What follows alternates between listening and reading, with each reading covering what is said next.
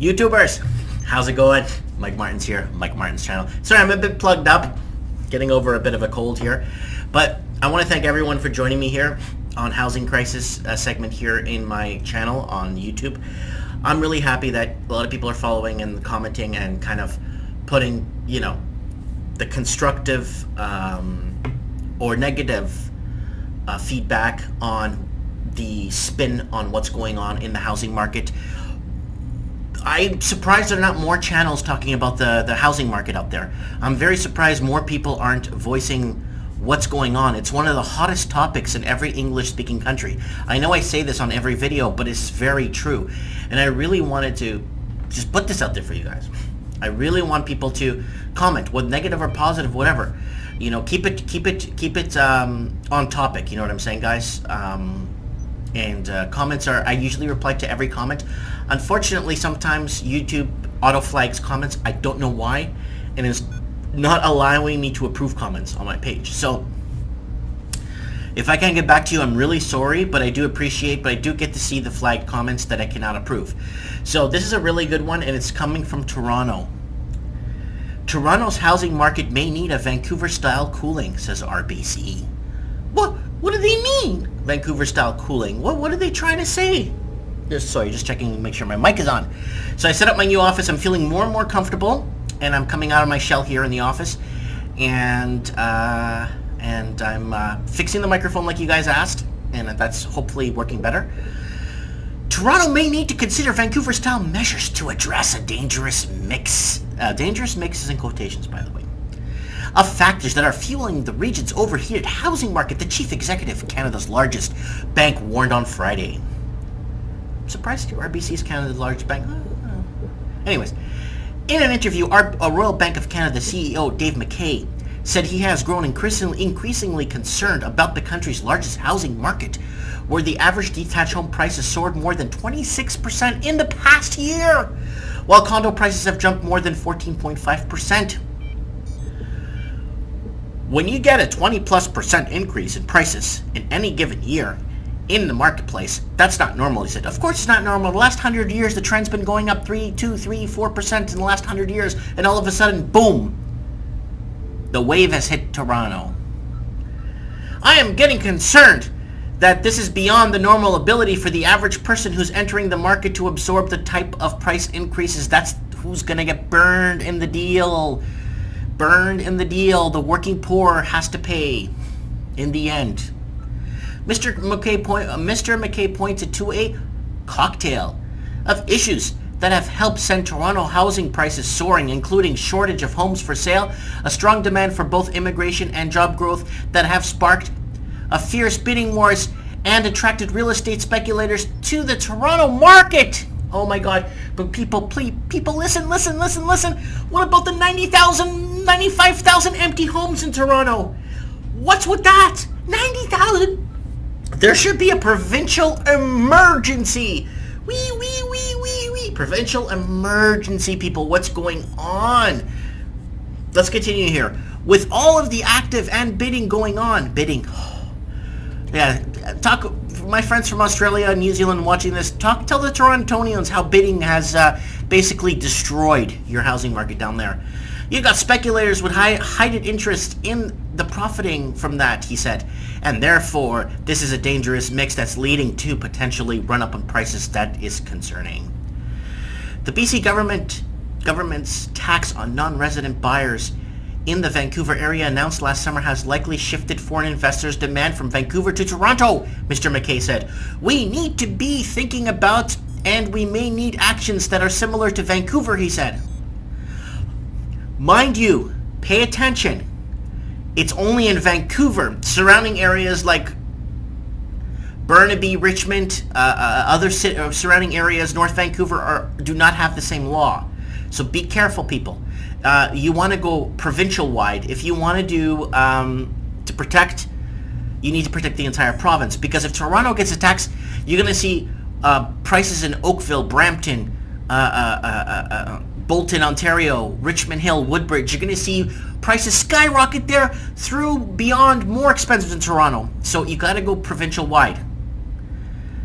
We need to be thinking about this, and we need action similar to Vancouver, he said. Mr. McKay joins a growing chorus of financial industry and government leaders who have voiced concerns about soaring housing prices in Canada's largest cities. Last October, Canada's Mortgage Housing Corp issued its first red alert. Red alert. What movie is that from? Red alert. Comment below if you remember. For the Canadian housing market as a whole, with Toronto among the markets that has most concerned the Federal Housing Agency.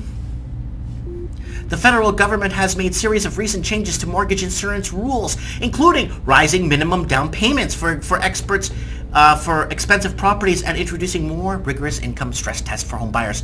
Guys, if you're right now in Toronto and you are on one of those variable rate mortgages, talk to your bank, see if you could redo it, pay the fees if you have to, because if you are on one of those variable rate mortgages, you want to be careful, because when they need to raise housing prices to stimulate the economy, when they want to raise interest rates to stimulate the economy and raise property taxes, you want to be covered in case the rates go beyond your reach.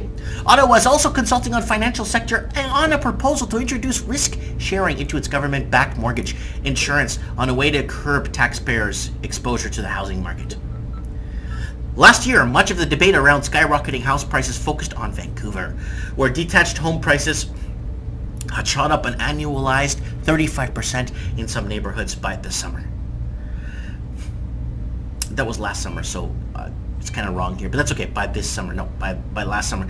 That prompted BC government to introduce 15% tax last August on international investors buying property in Metro Vancouver. Housing sales in the region have plunged since then. We're down 40% in January from a year earlier, while benchmark detached home prices have fallen 6% since July. Look who's come to visit me. Yeah, he's coming to visit Daddy. It's Antonio. Yeah, Antonio.